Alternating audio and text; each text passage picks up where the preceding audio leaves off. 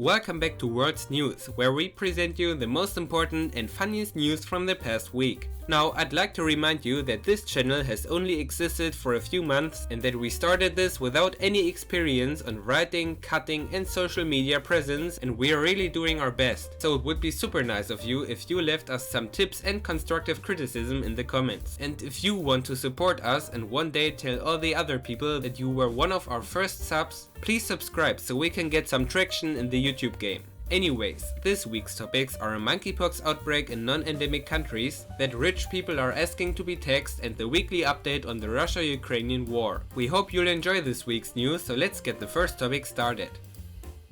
Monkeypox outbreak in non-endemic countries. By now, you've probably heard of this multi-country monkeypox outbreak in non-endemic countries. And there we've got the first term, which might be new to some viewers. So, endemic basically means that something is typical for a certain area here for countries. So in this case, non-endemic countries are countries where there usually aren't any cases of this virus, which you can see here. That leaves another question though. What are the endemic countries for monkeypox? The monkeypox virus is mostly found in some African countries like Congo, Nigeria or Liberia, for example.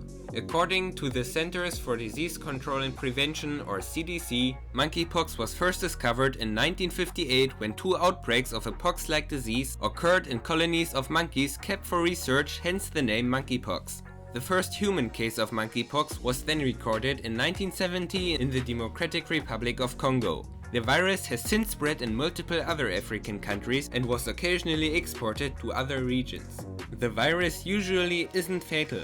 In recent times, the case fatality ratio has been around 3 to 6%. Monkeypox typically presents clinically with fever, rash and swollen lymph nodes and may lead to a range of medical complications.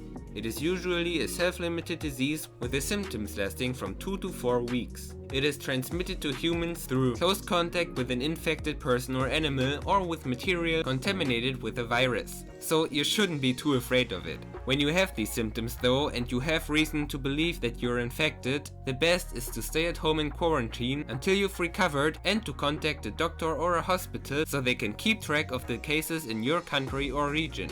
Apart from that, the numbers show very few cases of monkeypox in these non-endemic countries, so you're more likely to catch COVID than monkeypox. If you still do though, please stay calm and at home.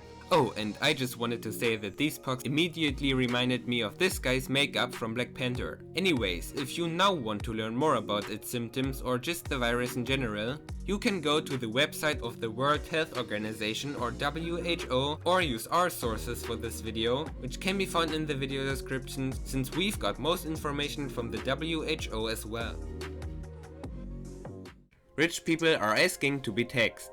The Russia-Ukrainian war has started many new things in this world, among them the cost of living crisis, which is currently hitting hard in many countries. The reason for that is that multiple essential aspects of our everyday lives like gas or food were also produced by Russia and Ukraine. And it's nothing new that people have been asking to tax the rich higher, but now some wealthy people apparently joined these people and demanded to be taxed higher in order to tackle this crisis. These protests took place in Davos, Switzerland, and surely they are an absolute minority among the rich and wealthy. And maybe it's worth a second thought. But another aspect of this that shouldn't be left out is the top tax rate, which basically means the highest tax rate that people with an appropriate income legally have to pay. The protesters demanded the rich to be taxed higher worldwide. But while there are many countries where the top tax rate is only at around 25 to 40%, there are also countries with top tax rates at 50 to 60%.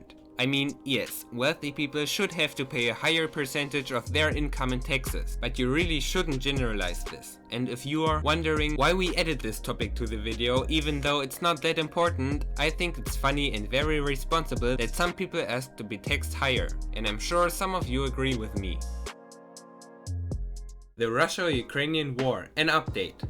this war doesn't seem to be near an ending, but as long as it continues, there are also continuously news about it. And to be honest, I don't think that the news about this war would stop within the next decade, even if the war stopped tomorrow, since there would be countless trials against both sides, negotiations on how to rebuild Ukraine and lots of other things. The Ukrainian President Volodymyr Zelensky, for example, stated that Russian forces have seized 20% of his country's territory as the invasion has reached day 100. On that special day in this war's young history, several people like EU Commission President Ursula von der Leyen, Poland's President Andrzej Duda, the British ambassador to Ukraine Melinda Simmons, and of course Volodymyr Zelensky himself expressed their admiration and their support to all the brave people who are currently fighting on the Ukrainian side. Apart from that, Russian forces have been intensifying attacks on the city Severodonetsk in the eastern Donbas region. So it seems like they are trying to secure this territory to later continue attacking major targets like Kiev.